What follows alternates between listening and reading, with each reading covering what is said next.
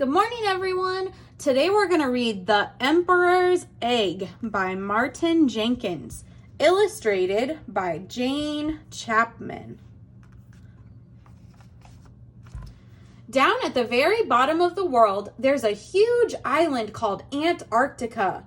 The weather's bad enough there in the summer, but in the winter it's really terrible. It's hard to imagine anything actually living there. But wait! What's that shape over there? It can't be. Yes. What is it? It's a penguin. It's not just any old penguin either. It's a male or a boy emperor penguin, the biggest penguin in the world, and he's doing a very important job. He's taking care of his egg. He didn't lay it himself, of course. His mate did that a few weeks ago, but very soon afterward, she turned around and waddled off to the sea. That's where female emperor penguins spend most of their winter. The female is the girl penguin. Which leaves the father penguin stuck on the ice with his egg. Now, the most important thing about egg sitting is to stop your egg from getting cold. That means it has to be kept off the ice and out of the wind. And what better way to do that than to rest it on your feet and tuck it right up under your tummy, which is just what the father penguin does. And that's how he'll stay for 2 whole months until his egg is ready to hatch.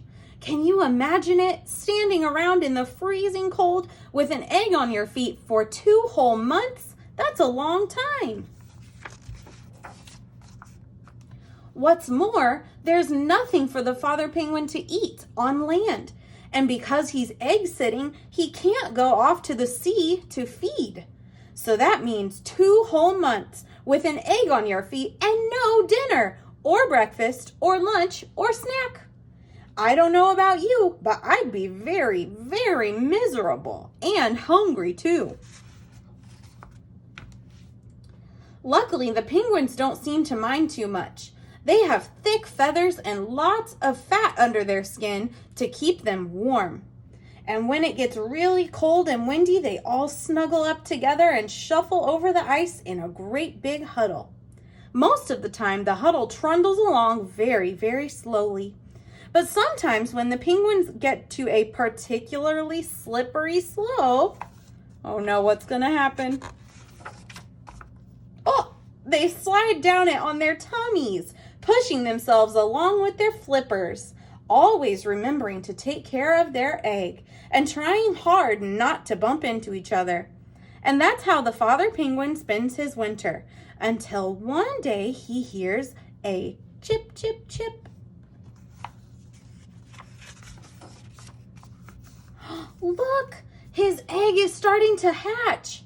It takes a day or so, but finally the egg cracks right open and out pops a penguin chick. Now the father penguin has 2 jobs to do. He has to keep the chick warm and he has to feed it. But on what? The chick is too small to be taken off to the sea to catch food, and it can't be left behind on the ice. Well, deep down in the father penguin's throat, there's a pouch where he makes something a little like milk, and that's what he feeds to his hungry chick. The father penguin can only make enough of the milky stuff to feed his chick for a couple weeks, but just as he's about to run out, a dot appears on the horizon. It gets closer and closer, and yes, what's that dot gonna be? It's the mom. She starts trumpeting, hello, and the father penguin starts trumpeting, hello, and the chick whistles. The racket goes on for hours, and it really does sound as if they're extremely happy to see each other. As soon as things have calmed down, the mother chick is sick right into her chick's mouth. Yuck, you might think. But yum, thinks the chick, and gobbles it all down. It's the mother's turn to take care of the chick now. while the father sets off to the sea for a well-earned meal of his own. And it's about time, too.